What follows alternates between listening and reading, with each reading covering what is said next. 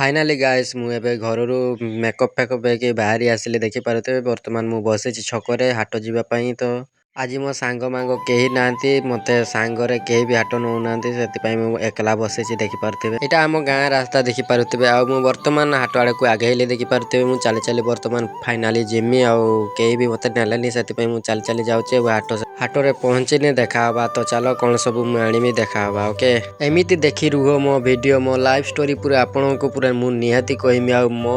ପଛଆଡ଼େ କେତେ ଦୁଃଖ ଅଛି ମୁଁ ସମସ୍ତଙ୍କୁ ସତ କଥା କହିମି ତ ଚାଲ ଆଉ ଫାଇନାଲି ଦୋକାନରେ ପଶିକି କିଣାକୁଣି କଲି ଆଉ ଆଗେଇଲି ହାଟ ଆଡ଼କୁ ଦେଖିପାରୁଥିବେ ଅନ୍ଧାର ହେଇଗଲାଣି ମୁଁ ଡରର ଟିକେ ଚାଲୁଛି ଜୋର ଜୋର ଦେଖିପାରୁଥିବେ ମୁଁ ଟିକେ ଛେରୁଆଟା ଜାଣିପାରୁଥିବ ଆଉ ମୁଁ ହେଲେ ବି ଗୋଟେ ଜୋର ଚାଲିଛି ଆଉ ଏଇସବୁ ଘର ଦେଖାଯାଉଛି ଯେ ମୁଁ ଛୋଟବେଳେ ଏଇ ହଷ୍ଟେଲର ମୁଁ ଥିଲି ଆଉ ମୋର ଛୋଟବେଳୁ ହଷ୍ଟେଲ ଫ୍ରେଣ୍ଡ ଗୋଟେ ମିଳିଗଲା ଆଉ ମଜା ମସ୍ତି କଲି ତା ସହିତ ଦେଖିପାରୁଥିବେ ଆଉ ତା ସହିତ କଥାବାର୍ତ୍ତା ହେଲି ତାପରେ ପୁଣି ଥରେ ଦେଖିପାରୁଥିବେ ହାଟ ଆଡ଼କୁ ଆଗେଇ ଗଲି ଆଉ ଖାଲି ଜଷ୍ଟ ଟିକେ ଅଛି ହାଟ ପହଞ୍ଚିବା ପାଇଁ ଦେଖିପାରୁଥିବେ ତ ଚାଲ ହାଟ ପହଞ୍ଚୁ ତାପରେ ଦେଖାହବା ଆଉ ଫାଇନାଲି ହାଟରେ ପହଞ୍ଚି ଯାଇଛି ଦେଖିପାରୁଥିବେ ତ ହାଟରେ ସବୁ ମାନେ ଏତେ ବି ପରିବା ଆଣି ନାହାନ୍ତି ଆମର ଛୋଟିଆ ହାଟ ସେଥିପାଇଁ ମୁଁ ଟିକେ ଆପଣମାନଙ୍କୁ କମ୍ ସମ୍ ଦେଖେଇମି ଦେଖ ଆଉ